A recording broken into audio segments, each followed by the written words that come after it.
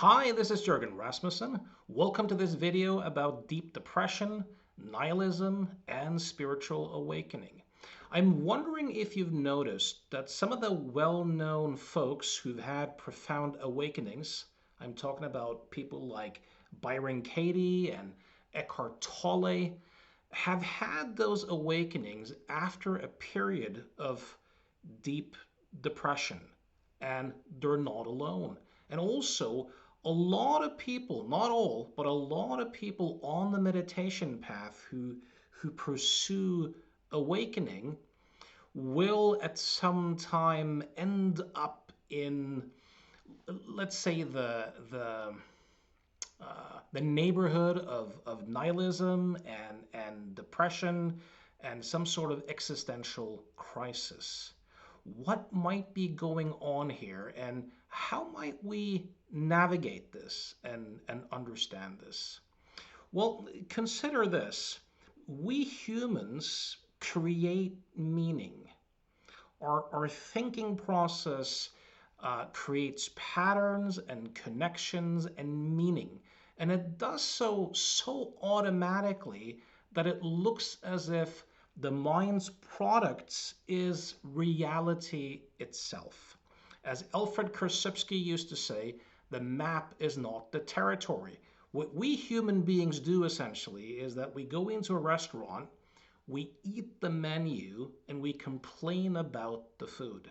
So this tendency to think that our thought-created constructs and interpretations is out there and is reality itself seems to be the human condition. As the physicist David Bohm used to say, thought creates our world and then says, I didn't do it.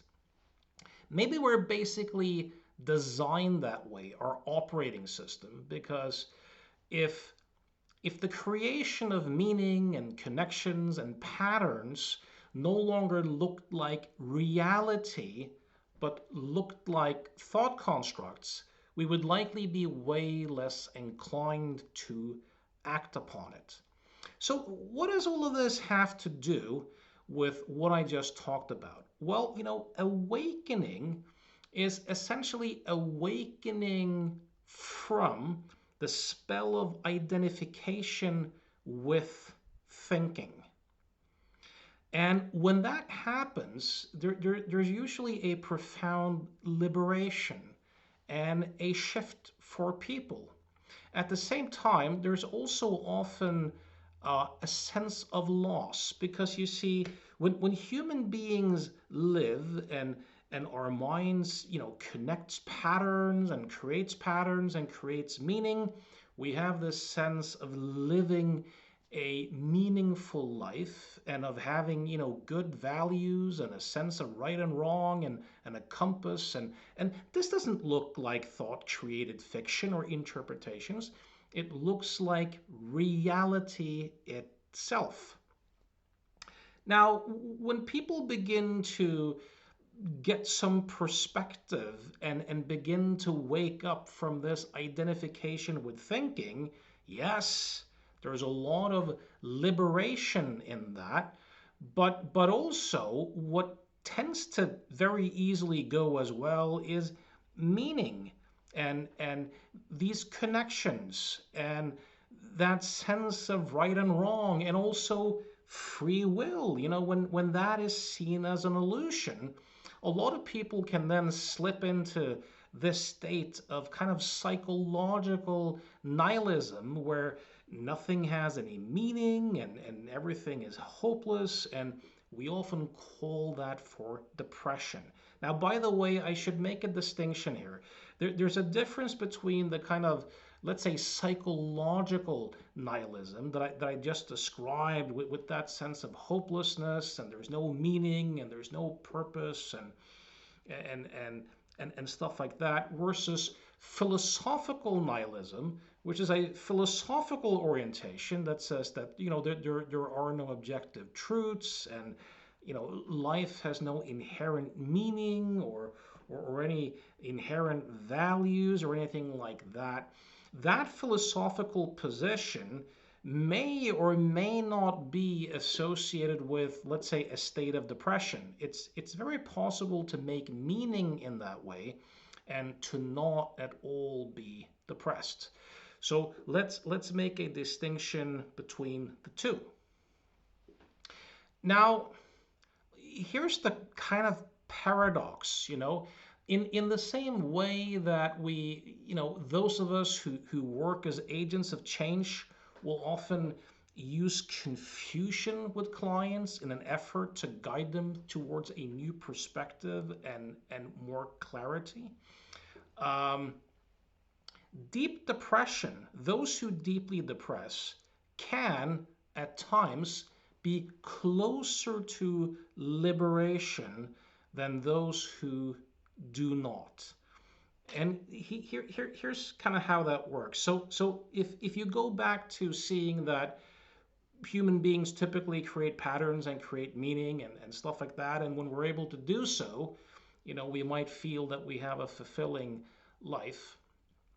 When someone's deeply depressing and they have that sense of hopelessness, that tendency to create patterns, to see the connection, to create coherent meaning, is ramped down. It's just not functioning anymore.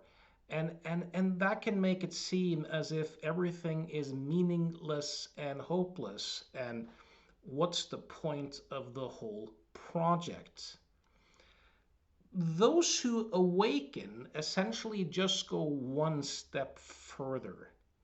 And what the people who struggle with depths of depression and psychological nihilism tend to not see is that the depression itself is an interpretation and therefore meaningful. You can embrace paradox. You see, if everything is meaningless, then that everything has to include the thought that everything is meaningless, meaning it has to include itself. Depression itself is an interpretation. It is an act of meaning. If it's seen, truly seen, that too is a thought construct, then we have a profound awakening from the spell of being identified with thinking moment by moment. And also the one who is depressed, the one who has to find meaning, that itself is a thought construct. So the juice very often lies in the paradox. And for those of us who have a hypnosis background or an NLP background or work as psychotherapists or agents of change, there's a lot of powerful paradoxes often at play during the process of change work, even though they're not made explicit. One of them is that, for example, that hypnosis is not what you think it is, but it is what you think it is. Or it's all thought. Essentially, what we experience is a construction of the mind. But if everything's all thought, then that notion too is also a thought. Or when we use metaphors and we tell a client a story, we essentially communicate that, well, this story is about a client or something that happened to someone else. It's not about you, but it is about you, right? Or, opening for everything has to include, the willingness or the capacity to close yourself off for certain ideas, or the radical freedom that can be found in realizing that there is no free will because there is no I, me, or self to have it to begin with. So if you're stuck in nihilism and stuck in depression, I invite you to really contemplate this, that depression itself is a thought construct. Depression itself is an interpretation. If everything is meaningless, then everything, per definition, has to include the idea that life is meaningless. Meaning itself is a thought construct. It's all thought, but if it's all thought, then that also has to include the notion that it's all thought. That itself has to be an idea. And behind all these ideas, there's just life itself occurring moment by moment, and you are it, even though you are not. And if this stuff gets too heady for you at the moment, I invite you to come back and listen to it, feel into it. And if nothing else, and you're depressing, know that what tends to work better for more people than anything else is to exercise. Go do regular exercise. Move your body, work up a sweat, get some fresh air and some sunshine, and do that on a very regular basis. So for a guy like me who teaches all this quote unquote psychological stuff, to offer a suggestion like that, is that a contradiction? Is it a paradox? Up to you, even though there really is no you. But you are it. Anyways, I hope this was useful to you. If you would like some coaching on your meditation path, and you're stuck in nihilism or struggling with topics such as free will or stuff like that, know that you can book consultations with me. You can do that through provocativehypnosis.com. I also see clients for all sorts of other issues. I'd be curious to hear what you think, if this was useful. And as always, thanks for listening.